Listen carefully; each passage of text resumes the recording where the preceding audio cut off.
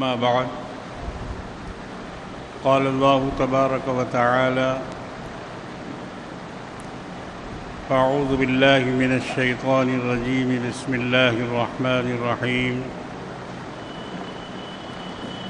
حاميم والكتاب المبين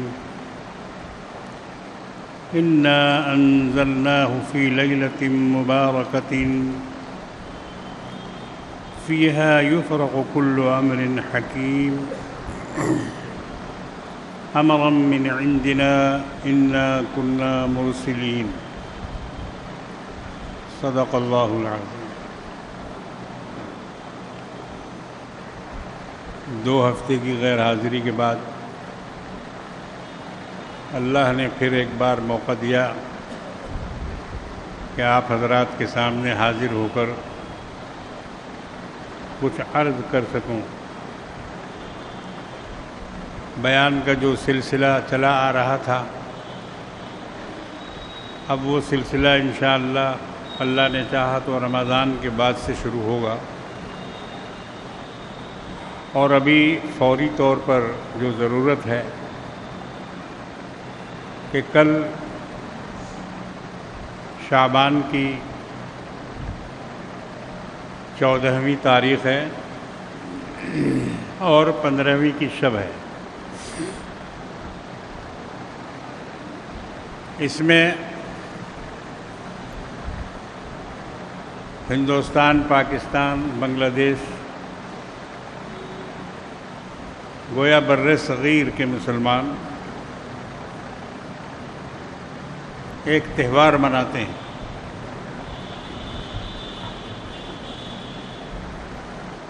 حالانکہ اسلام میں رات کا کوئی تہوار نہیں ہے، کوئی تہوار رات کا نہیں ہے، جو بھی ہے وہ دن کا ہے، اور دن میں بھی 2 تہوار ہیں، عید اور بقرعید۔ اس کے علاوہ تیسرا تہوار اسلام میں نہیں ہے۔ اب کسی نے اپنی طرف سے گڑھ لیا ہے تو وہ اس کی اپنی بات ہے، اسلام کی بات نہیں ہے۔ اپنی بات کو گڑھ کر اور اسلام کے سر پر موڑنا یہ کوئی اچھی بات نہیں ہے، اور یہ ناپسندیدہ عمل ہے۔ جیسے سرکاری نوٹ کی جگہ پر کوئی اپنا نوٹ چھاپ کے چلائے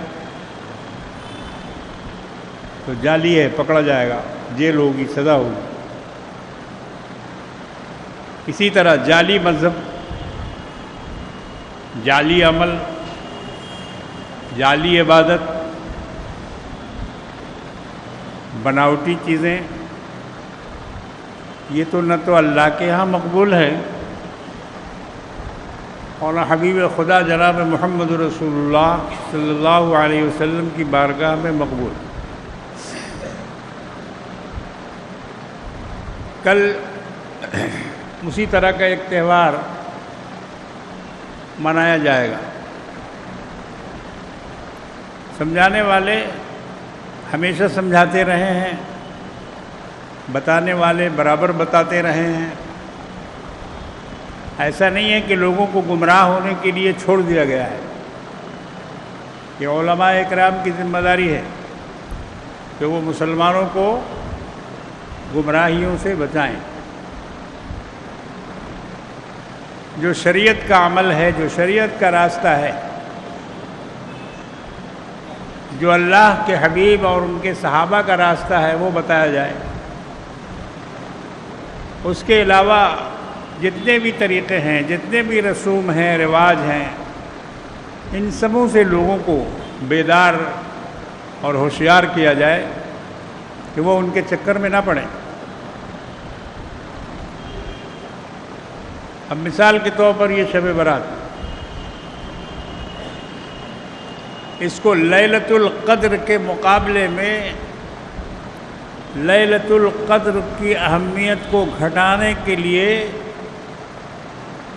شیعوں نے اسے مسلمانوں کے حوالے کر دیا، شب برات بول کر۔ اور چنانچہ آپ دیکھ لیجئے کہ لیلۃ القدر کی اہمیت مسلمانوں میں گھٹ گئی۔ رمضان میں ان طاق راتوں میں لیلۃ القدر کو تلاش کرنا اب لوگوں نے چھوڑ دیا۔ بہت کم لوگ ہیں، خاص لوگ ہیں، مختصر لوگ ہیں جو رمضان المبارک کے 21ویں شب، 25ویں، 23ویں شب، 25ویں شب، 27ویں شب، 29 شب، یہ 5 طاق راتیں ہیں رمضان کی جن میں لیلۃ القدر کو تلاش کرنے کا حکم دیا گیا ہے۔ اور اللہ رب العالمین نے اس رات کے لیے قرآن میں مکمل ایک سورہ نازل فرمائی ہے جس کا نام ہی ہے سورہ قدر۔ انا انزلناہ فی لیلۃ القدر، یہی وہ مبارک رات ہے جس میں قرآن مجید نازل ہوا اور جس کے بارے میں اللہ نے فرمایا کہ 1000 مہینے کی راتوں سے یہ رات بہتر ہے۔ مگر اتنی مبارک اور اتنی فضیلت والی رات کو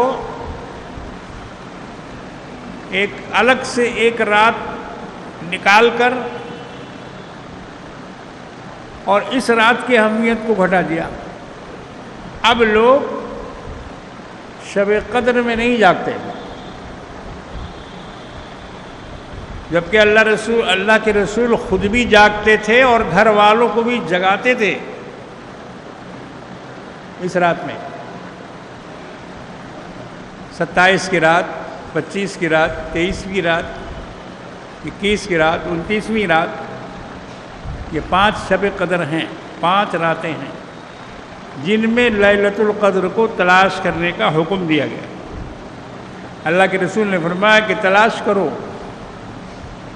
لیلۃ القدر کو تلاش کرو، وہ ان 5 راتوں میں آتی ہے، کسی ایک میں ہے۔ بزرگوں کا اپنا جو تجربہ ہے وہ بتاتے ہیں 27ویں رات۔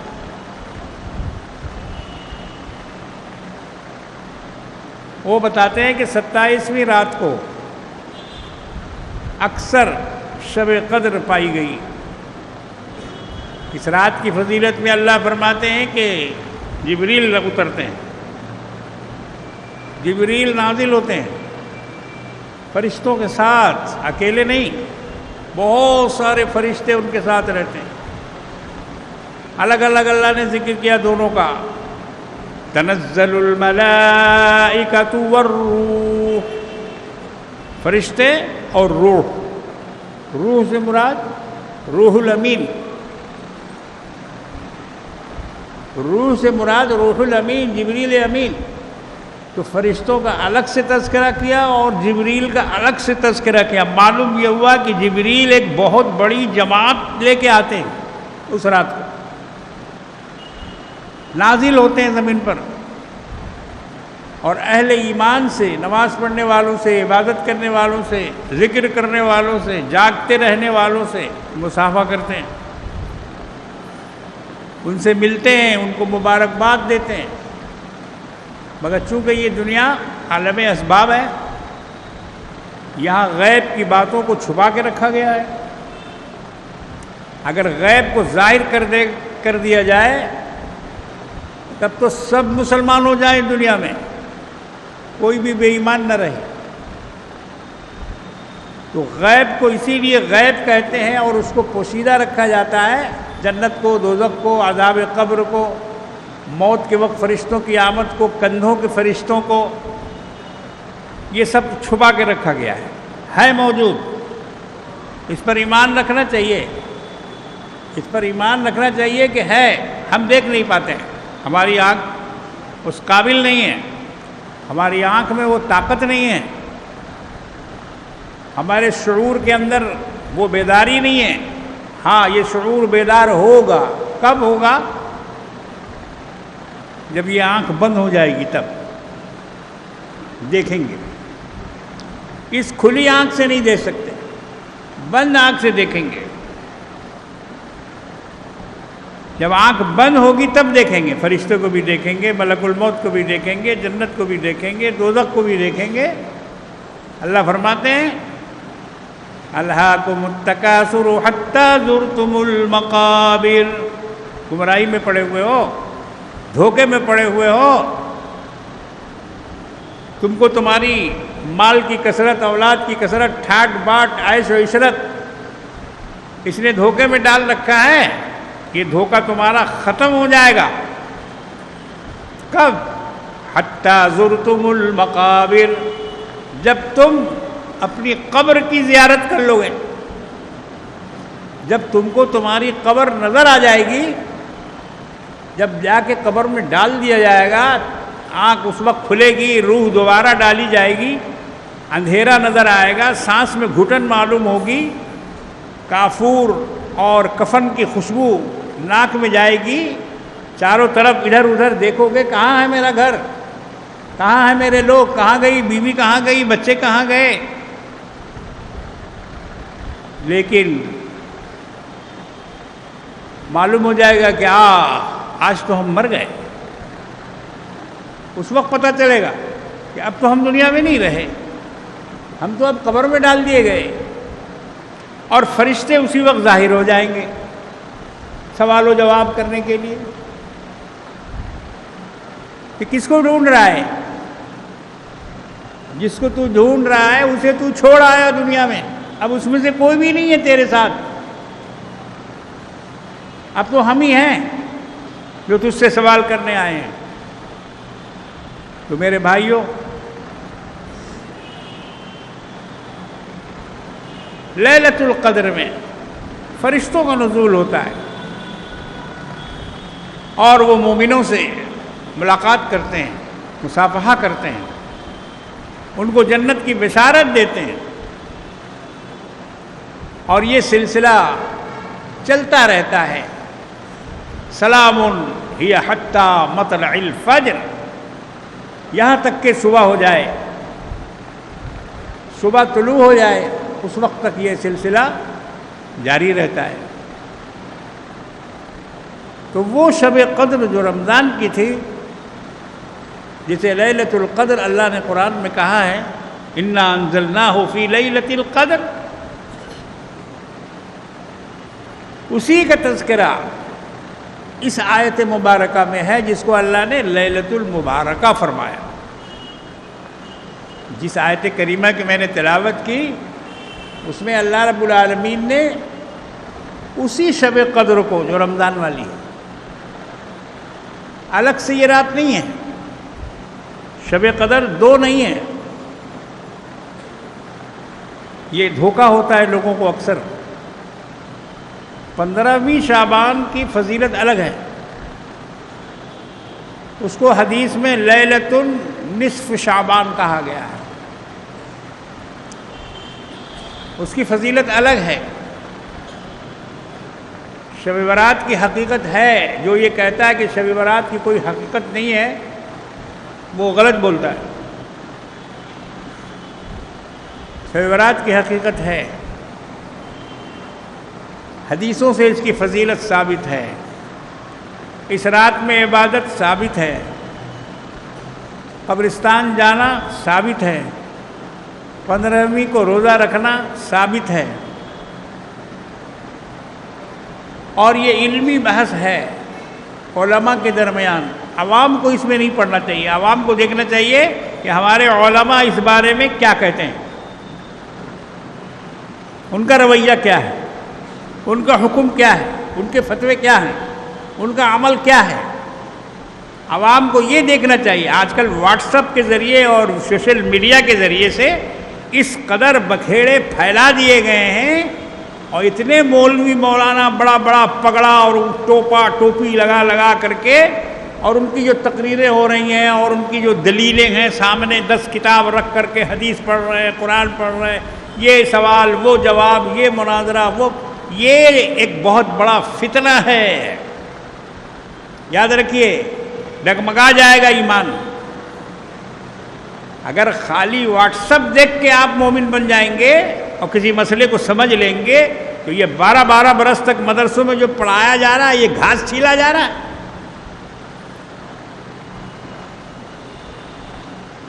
یہ جو ہزاروں ہزار کتابیں اور ان کے ذخائر پڑھائے جاتے ہیں، سکھائے جاتے ہیں، بتائے جاتے ہیں کہ ایک واٹس ایپ سے یہ سب اڑ جائے گا؟ غلط بات ہے۔ کون کس عقیدے کا ہے آپ واٹس ایپ سے نہیں سمجھ سکتے۔ کون کس نظریے سے بول رہا ہے، کتاب میں وہ ہے بھی کہ نہیں ہے، کس کی لکھی ہوئی کتاب ہے، کہاں سے وہ کتاب لایا ہے، کہاں سے وہ حدیث پڑھ رہا ہے، آپ کو پتہ نہیں ہے۔ اس کا ثبوت دینا آسان نہیں ہے۔ اس لیے اس چکر میں آپ نہ پڑیں۔ آپ یہ دیکھیں کہ ہمارے علماء کا، صالحین کا، بزرگان دین کا عید کے سلسلے میں، بقرعید کے سلسلے میں، محرم کے سلسلے میں، شب برات کے سلسلے میں ان کا کیا طریقہ رہا ہے، ان کا کیا رویہ رہا ہے، ان کا کیا کہنا ہے اس بارے میں، آپ اسی کو مضبوطی سے تھام کے رہیے، تب تو بچیں گے آپ، اور ورنہ پھر گڑبڑا جائیں گے۔ ادھر کا ادھر، ادھر کا ادھر ہو جائے گا، دماغ میں طرح طرح کا خلجان بھر جائے گا، یہ صحیح ہے کہ وہ صحیح ہے، یہ کیا کہہ رہا ہے، وہ کیا کہہ رہا ہے، یہ ٹھیک کہہ رہا ہے کہ وہ ٹھیک کہہ رہا ہے، سمجھے؟ وہ بجائے عبادت کے لینی کے دینی پڑ جائے گا۔ جائیے گا نماز بخشوانے، روزہ گلا پڑ جائے گا، روزہ گلا پڑ جائے۔ اس لیے بچنے کا ایک ہی طریقہ ہے کہ بجائے ادھر ادھر کی بات سننے کے، کہہ رہے ہیں ٹھیک ہے، لوگوں کو کہنے دیجیے، ان کے کہنے کا کوئی اثر مت لیجیے۔ وہ ایک بات ہے جس کو کہہ رہے ہیں، وہ ایک چیز ہے جس کو مان رہے ہیں، ٹھیک ہے وہ مانیں۔ ہمارے سامنے شب برات کے سلسلے کی 17 حدیثیں ہیں، 17 روایات ہیں جس میں شب برات کا تذکرہ ہے، ایک دو نہیں۔ اور اس کا اعتراف ان کے علماء بھی کر رہے ہیں، ان کے علماء بھی کر چکے ہیں کہ اس سلسلے کی روایات بہت زیادہ ہیں، اس لیے اس کو مسترد نہیں کیا جا سکتا۔ اگر کسی کو شوق ہے اس سلسلے میں بات کرنے کا تو میں ابھی الحمدللہ زندہ ہوں، تشریف لائیں، کتاب لے کے آئیں، یا سمجھ لیں یا سمجھا دیں، دو کام میں ایک کام کریں۔ اگر ہم غلطی پر ہیں تو ہمیں بتا دیں، ورنہ ہم آپ کو بتا دیں گے کہ آپ غلطی پر ہیں، اس لیے کہ آپ کے علماء بھی اس کا اقرار کر رہے ہیں۔ مولانا عبد الرحمن مبارک پوری اہل حدیث کے ایک بہت بڑے عالم گزرے ہیں، انہوں نے اپنی کتاب ترمذی کی شرح تحفۃ الاحوذی اس میں لکھا ہے کہ شب برات کے سلسلے میں اتنی روایات ہیں، اتنی کثرت سے، کہ شب برات کو غلط نہیں کہا جا سکتا ہے۔ چلو ہماری بات نہیں مانتے، ابا کی تو بات مان لو، یا ان کی بھی نہیں مانو گے؟ اب کاہے کی بحث، اب بحث کاہے کی؟ جب انہوں نے کہہ دیا کہ اس کو غلط نہیں قرار دیا، بہت بڑے محدث گزرے ہیں ان کے یہاں، اور ترمذی کی شرح لکھی ہے انہوں نے، تحفۃ الاحوذی اس کتاب کا نام ہے، شرح ترمذی۔ میں حوالہ بھی دے دیتا ہوں، جس سے پوچھنا وہ پوچھ لیجئے، نکال کے دیکھیے جا کے۔ تو یہ سب چکر میں نہ پڑیں، جو کرنے کا ہے وہ کام کریں۔ ہاں اب رہ گئی بدعات اور خرافات کی بات، تو وہ تو بہت ساری چیزیں اس میں داخل ہو گئی ہیں۔ اس میں حلوہ آ گیا، اس میں پراٹھا آ گیا، اس میں پھلجڑی آ گئی، اس میں پٹاخہ آ گیا، جی گھر کو جھاڑو دینا، لیپنا، اور کیا نام ہے، چراغ لگانا، بتی سجانا، سجاوٹ کرنا، مسجدوں کو سجانا۔ ایک جگہ سے ہم گزر رہے تھے تو پوری بتی لگی ہوئی تھی، ایک دم کہیں سے بھی دیوار نظر نہیں آ رہی تھی۔ ہم کہا بھائی یہاں کسی کی شادی ہو رہی ہے، کیا ہو رہا ہے؟ بولے نہیں نہیں نہیں، شب برات کے لیے لگایا گیا ہے۔ ہم نے سمجھا کہ شادی گھر ہے، دور سے دیکھنے میں ہم کو لگا کہ یہ شادی گھر ہے اور یہاں کسی کی شادی ہونے والی ہے، تو بعد میں پتہ چلا کہ نہیں، یہ مسجد ہے اور اسے شب برات کے لیے سجایا گیا ہے۔ تو شب برات کے لیے مسجد کو سجانے کا کیا تک ہے؟ ذرا پوچھئے ان سجانے والوں سے، کیا تک ہے، کیوں سجایا اس کو؟ کیا ہونے والا ہے مسجد میں؟ ارے بھائی سجاوٹ کہیں کسی تقریب میں ہوتی ہے نا، کسی محفل کے لیے ہوتی ہے، مسجد میں کون سی محفل ہے؟ مسجد میں اجتماع کرنا یہ بدعت ہے۔ لوگوں کو گھر سے بلا کر کہ آئیے عبادت کیجیے، آئیے نماز پڑھیے، آئیے وظیفہ پڑھیے، گھروں کو ویران مت کرو، اپنے گھروں کو مسلمانوں ویران مت کرو، نوافل سے، ذکر سے، اذکار سے، سجدوں سے اپنے گھروں کو، اپنے بال بچوں کو معمور رکھو، نوافل کا اہتمام کرو گھروں میں۔ اللہ کے رسول جناب محمد رسول اللہ صلی اللہ تعالی علیہ وسلم نفل نماز کبھی مسجد میں نہیں پڑھتے تھے، سن لیجیے اچھی طرح، اور نہیں تو اگر کسی عالم سے پوچھنا ہے تو جا کے پوچھ لیجئے کہ فلاں آدمی ایک بات ایسی کہہ کے گیا ہے۔ مسجد میں نفل کی نماز حضور صلی اللہ علیہ وسلم نے کبھی نہیں پڑھی، گھر میں نفل پڑھتے تھے جا کر، گھر بغل میں تھا۔ اب جن کا گھر دور ہے ان کے لیے مجبوری ہے، دور جانا پڑے گا، پتہ نہیں راستے میں کوئی مل جائے، کچھ ہو جائے، دیر ہو جائے، سویر ہو جائے، وضو رہے نہ رہے، مسائل ہیں آدمی کے ساتھ۔ مسجد میں نماز پڑھنا جائز نہیں ہے، ایسی بات نہیں ہے، حضور کا عمل بتا رہا ہوں، رسول کا عمل بتا رہا ہوں۔ رسول اللہ صلی اللہ علیہ وسلم مسجد میں نوافل نہیں پڑھتے تھے۔ مقصد کیا تھا؟ مقصد یہ تھا کہ اپنے گھروں کو، اپنی رہائش گاہوں کو عبادت سے معمور کرنا اور عبادت کی فضیلت سے اس کو بہرور کرنا۔ نمازی کے پاس فرشتے آتے ہیں، نمازی کے اوپر رحمت اترتی ہے، نمازی خیر و برکت لیے وہ ہوتا ہے، نمازی اللہ سے باتیں کرتا ہے۔ تو اگر ہم گھر میں عبادت کا اہتمام کریں، چاہے وہ شب رات ہو، چاہے رمضان ہو، چاہے لیلۃ القدر ہو، لیلۃ القدر میں بھی مسجد میں آنے کا کوئی ایسا مسئلہ نہیں ہے، صحابہ نے کبھی بھیڑ نہیں لگائی مسجد میں، چاہے شب رات ہو اور چاہے لیلۃ القدر ہو۔ ہاں تراویح کی نماز البتہ ہوئی ہے، جماعت سے ہوئی ہے، حضور کے پیچھے صحابہ نے نماز پڑھی ہے، مسجد بھر گئی تھی، مگر 3 دن کے بعد اللہ کے رسول پھر تیسرے دن، چوتھے دن تشریف نہیں لائے اور لوگ اپنی اپنی نمازیں پڑھ کے چلے گئے۔ بعد میں جب حضور سے پوچھا گیا کہ یا رسول اللہ آپ تشریف نہیں لائے، فرمایا کہ تمہاری اس شوق کی وجہ سے، جو شوق تم نے اپنی دکھلایا اور جس اہتمام کے ساتھ تم میرے ساتھ نماز میں شریک ہوئے، تو مجھے یہ خوف ہوا کہ کہیں یہ نماز تمہارے اوپر فرض نہ کر دی جائے، فرض نہ کر دی جائے، اس لیے میں چوتھے دن نہیں آیا ہوں۔ تو آج وہ نماز فرض تو نہیں ہوئی، البتہ سنت مؤکدہ ہے۔ تراویح معاف نہیں ہے، چھوڑنے والا گنہگار ہوگا، وہ جو بھی ہو، دکاندار ہو، کاروباری ہو، کسی بھی مشغلے کا آدمی ہو، کاریگر ہو، تراویح پڑھنا ہے، ہر حال میں پڑھنا ہے، اور 20 رکعت ہی مؤکدہ ہے، اس میں کنسیشن نہیں ہے۔ کوئی اگر بولے کہ ہم لوگ جا کے لال مسجد میں پڑھ لیں گے 8 رکعت،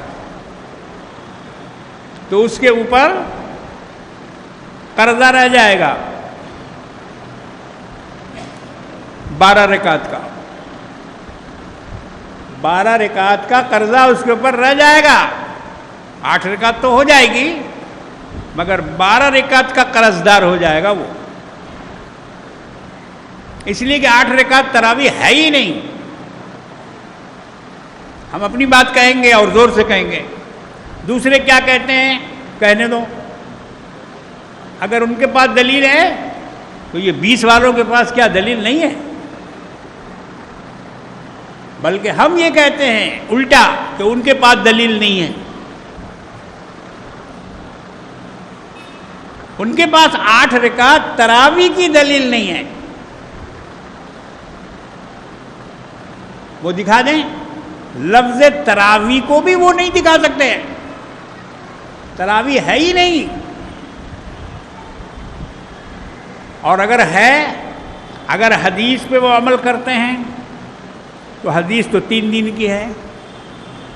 آپ پورے مہینہ کیوں پڑھتے ہیں بھائی؟ آپ پورے مہینے کیوں پڑھتے ہیں؟ حدیث پہ عمل کرنا ہے نا. بغل میں دبائے ہوئے حدیث کو، تو حدیث پہ عمل کیجئے. 3 دن پڑھیے، اس کے بعد بند کر دیجئے، تب نہ ہوگا. تو حدیث ہے 3 دن کی اور پڑھتے ہیں پورے مہینے، اور بولتے ہیں کہ ہم لوگ حدیث پہ عمل کرتے ہیں. یہی عمل حدیث پر ہے. آپ تو ہم لوگوں کی بات پر عمل کرتے ہیں. ہم لوگ پورے مہینے تراویح پڑھتے ہیں. اس لیے میرے بھائیوں، عبادت کرو، چھوڑو ان چکروں کو. کون کیا کرتا ہے نہیں کرتا ہے، کون کتنی رکعت بتا رہا ہے اور کون کیا کہہ رہا ہے، اس سے مطلب نہیں.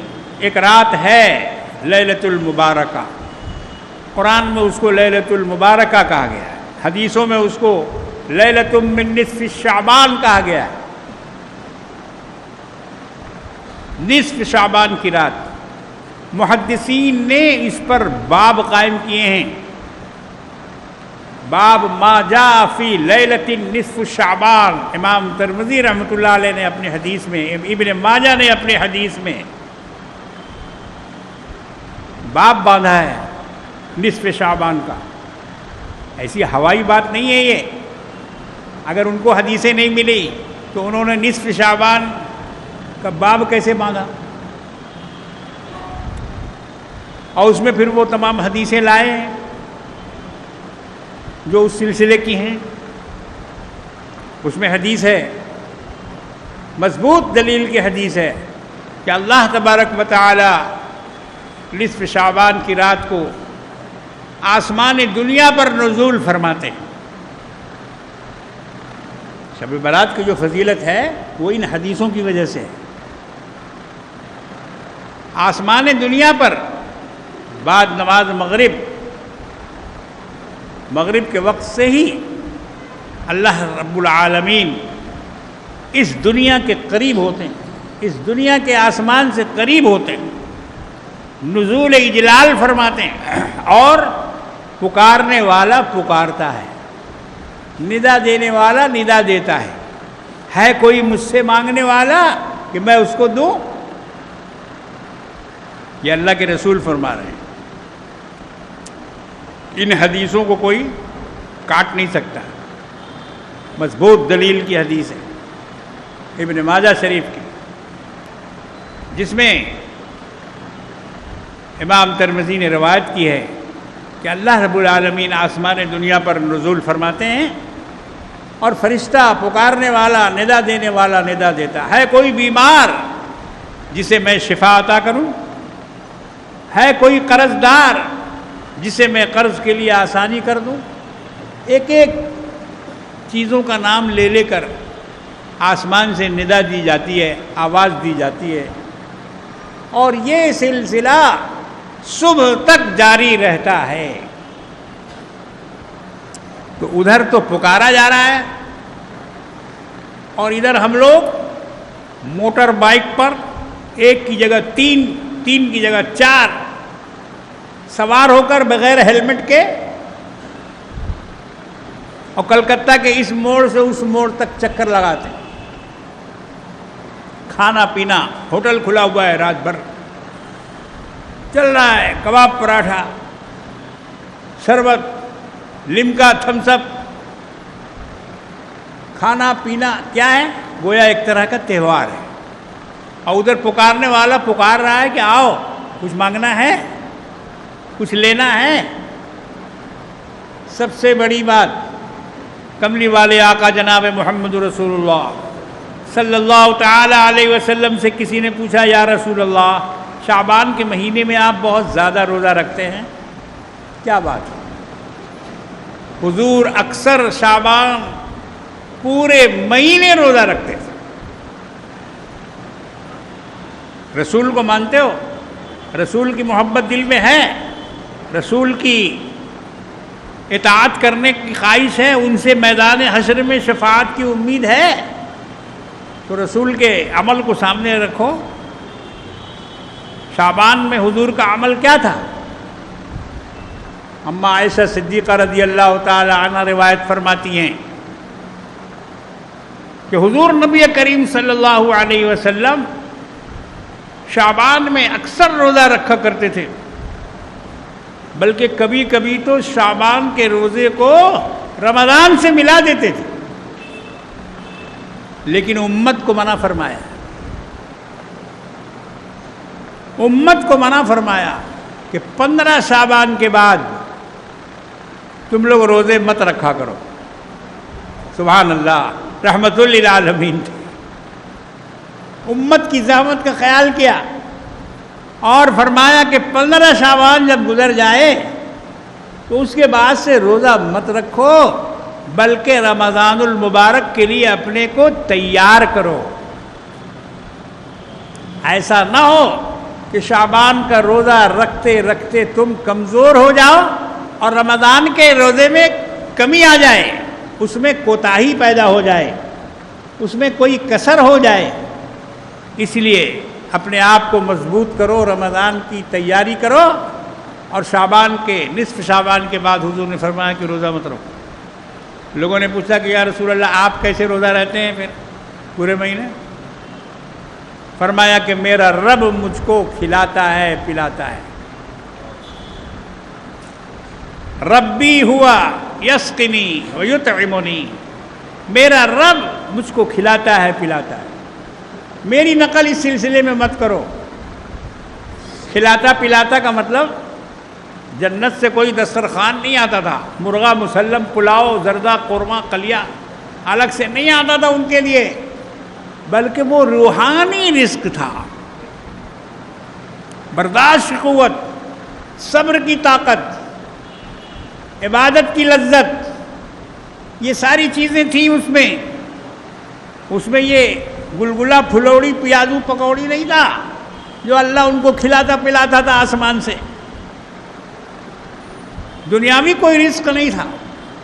ہوا یطعمنی ویسقنی، میرا رب مجھے کھلاتا ہے مجھے پلاتا ہے، وہ روحانی غذائیں تھیں وہ اللہ کی طرف سے کملی والے آقا مدنی مولا جناب محمد رسول اللہ صلی اللہ تعالی علیہ وسلم کو ملتی تھی۔ تو ایک خاص بات تو یہ ہے کہ حضور کثرت سے روزہ رکھا کرتے تھے رمضان شعبان میں، اور لوگوں کو بتایا، جب پوچھا کہ اتنی کثرت سے روزہ رکھتے ہیں آپ شعبان میں کیا بات ہے؟ فرمایا کہ یہ وہ مہینہ ہے اور اس میں ایک ایسی رات ہے، دیکھو یہاں سے بھی شب برات کی فضیلت ثابت ہوتی ہے۔ فرمایا کہ اس میں ایک ایسی رات ہے کہ جس میں فرشتوں کو مرنے والوں کی فہرست دے دی جاتی ہے، شبرات سے لے کے آئندہ شبرات تک کس کا بستر گول ہوگا، کس کا پتا کٹے گا، اور کون کون یہاں سے رخصت ہوگا اس دنیا سے، تمام مرنے والوں کی فہرست فرشتوں کے حوالے کی جاتی ہے اس روز۔ اور آپ موٹر سائیکل میں گھومیے، ہوٹل میں کھائیے پیجیے، موج اڑائیے، اسی لیے عبادت کا حکم ہے۔ اللہ کے رسول نے فرمایا کہ میں روزہ اس لیے رکھتا ہوں کہ اگر میرا نام اس فہرست میں ہو اور اللہ کے یہاں پیش کیا جائے تو میں اس حالت میں مروں کہ اللہ کے سامنے روزہ دار بن کر کے حاضر ہوں۔ اپنے روزہ رکھنے کی وجہ بتائی، آپ نے اپنے روزہ رکھنے کی یہ وجہ بتائی کہ میں چاہتا ہوں کہ جو فہرست پیش ہوگی اگر اس میں میرا نام آ جائے تو میں اس حالت میں اللہ کے سامنے پیش ہوں کہ میں روزہ دار ہوں۔ نبی کو اپنی عبادت کی اتنی فکر ہے اور ان کی امت کمبل چادر اوڑھ کے اے سی میں گھر میں سوئے، نبی جاگے اور امتی سوئے۔ جاگو، عبادت کرو، نمازیں پڑھو، بکنے والوں کو بکنے دو، تم اس کو تہوار مت بناؤ، تم اس میں بدعات مت گھساؤ۔ پھلجڑی، پٹاخہ اور دوسری چیزیں یہ سب شیعوں نے داخل کیا ہے۔ سنیوں کے یہاں یہ چیزیں شیعوں سے آئی ہیں، اور انہوں نے بدعات، چونکہ وہ بدعتی فرقہ ہے پکا، اہل باطل ہیں، وہ ان کے پاس اپنی عقائد کی کوئی بنیاد نہیں ہے، کوئی بنیاد نہیں ہے۔ جو بھی وہ مانتے ہیں، جو کچھ بھی وہ کرتے ہیں، اس کی کوئی سند نہیں، اس کی کوئی بنیاد نہیں، بے بنیاد، بے سند، گڑا ہوا مذہب ہے، پیٹ کا نکالا ہوا مذہب ہے، ایران کا مذہب ہے، ایران کے مجوسیوں نے اس مذہب کو گڑا ہے۔ اس لیے انہوں نے جان بوجھ کر سنیوں میں بہت ساری چیزیں داخل کر دی ہیں، اس میں ایک شب برات بھی ہے۔ ان کا عقیدہ ہے شب برات کی 15ویں رات کو ان کے امام مہدی آئیں گے، امام منتظر۔ وقت ختم ہو رہا ہے، اس کو میں بتا نہیں سکتا چند منٹوں میں، کہ ایک امام ان کے غائب ہو چکے ہیں بچپن میں، 4 برس کے تھے، اور اسی وقت اصلی قرآن کو اپنے بغل میں دبایا اور نکل دیے۔ اب اس وقت سے لے کے آج تک شیعہ ان کو ڈھونڈ رہے ہیں، اور ان کا نام رکھا ہے الامام المنتظر، وہ امام جس کا انتظار کیا جا رہا ہے۔ اب وہ جا کے عراق کے کسی غار میں چھپے ہوئے ہیں۔ ارے بھائی، جب معلوم ہے غار کا نام بتایا جاتا ہے، غار سر من رایا، اس غار کا نام ہے سر من رایا، وہ غار موجود ہے۔ تو اللہ کے بندے، عراق کی دنیا میں ہے، غار بھی وہی ہے، تو جا کے ذرا مل لو نا، اور وہ قرآن ان سے چھین لو نا جو لے کے چلے گئے اصلی، جس کے بغیر دنیا گمراہ ہے۔ جب تک وہ نہیں آئیں گے ایمان نہیں پھیلے گا، دین نہیں پھیلے گا ان کے عقیدے کے مطابق۔ تو عقیدہ یہ ہے ان کا کہ شب برات کی 15ویں شب کو وہ آئیں گے، نکلیں گے، ظاہر ہوں گے، اور انہی کی آمد کی خوشی میں حلوہ پکایا جا رہا ہے، پھلجڑی چھوڑی جا رہی ہے، پٹاخہ چھوڑا جا رہا ہے، آتش بازی کی جا رہی ہے، یہ اسی خوشی میں۔ یہ ان کی چیز ہے، ہماری چیز نہیں۔ لہذا ان بدعات کو، ان خرافات کو بند کرائیے، منع کیجئے، بچوں کو سمجھائیے، اماں کو سمجھائیے، پیسے مت دو، اور محلے میں اگر کوئی پٹاخہ لگانے والا ہو تو اس کا پٹاخہ بولو کہ ہٹا یہاں سے، دوسری جگہ جاؤ، محلہ میں بیچنے نہیں دیں گے۔ ارے کم سے کم کچھ تو ایمان کا جذبہ دکھاؤ۔ ایمان کا جذبہ یہی ہے کہ پٹاخہ والے کو پٹاخہ بیچنے سے روک دو، یہ مت سمجھو کہ اس بیچارے کا نقصان ہوگا، کچھ نہیں، دین کا نقصان سب سے پہلے بچانا ہے۔ مسلمان بچوں کو آتش بازی سے بچاؤ، پیسے میں آگ لگانے سے بچاؤ، حرام ہے یہ، ناجائز ہے یہ۔ حرام کو چھوڑو، حلال پہ عمل کرو، حلال پہ آ جاؤ، تب اللہ کی مدد ساتھ ہوگی، اور تب اللہ تبارک و تعالی رحم فرمائیں گے۔ بہرکیف میرے بزرگوں اور دوستوں، وقت ختم ہو چکا۔ لیلۃ النصف شعبان کی فضیلت اپنی جگہ پر ہے، اس رات میں جاگنا چاہیے، عبادت کرنا چاہیے۔ قبرستان جانا ایک مرتبہ ثابت ہے، اللہ کے رسول پوری زندگی میں ایک دفعہ گئے ہیں، اس لیے بار بار ہر سال قبرستان جانا کوئی ضروری نہیں ہے۔ مردوں کی مغفرت اللہ فرماتے ہیں بنی کلب کی بکریوں کے بالوں کے برابر اللہ تعالیٰ اس رات میں مردوں کو بخش دیتے ہیں۔ آپ بھی مغفرت کی دعا کریں اپنے زندوں مردوں کو، اور مردوں کے لیے ایصال ثواب اسی مہینے میں کرنا کوئی ضروری نہیں ہے۔ شب رات میں اکثر لوگ اپنے مردوں کے نام سے کھانا پکواتے ہیں، قرآن خوانی کرواتے ہیں، یہ کرتے ہیں وہ کرتے ہیں، یہ شب رات کی کوئی تخصیص نہیں ہے، ہر مہینے میں کسی بھی مہینے میں کر سکتے ہیں، شب رات اس کے لیے خاص نہیں ہے، پورے سال کر سکتے ہیں۔ ماں بہنوں کو بھی سمجھائیں کہ غلط طریقوں سے بچیں، گھر میں جھاڑو دینا، دیپ جلانا، چراغ جلانا، یہ سب ہندوؤں کی نقل ہے، دیوالی کی نقل ہے، مسلمانوں میں یہ ساری چیزیں نہیں آنی چاہیے۔ اللہ تبارک و تعالی ہمیں اور آپ کو تمام خرافات سے بچا کر اپنی خاص عبادت کی توفیق عطا فرمائے. ہم روئیں گڑ گڑائیں دعا مانگیں, اپنے گناہوں سے معافی مانگیں, اپنی عمر میں اپنے برکت اور اضافہ کی دعا کریں.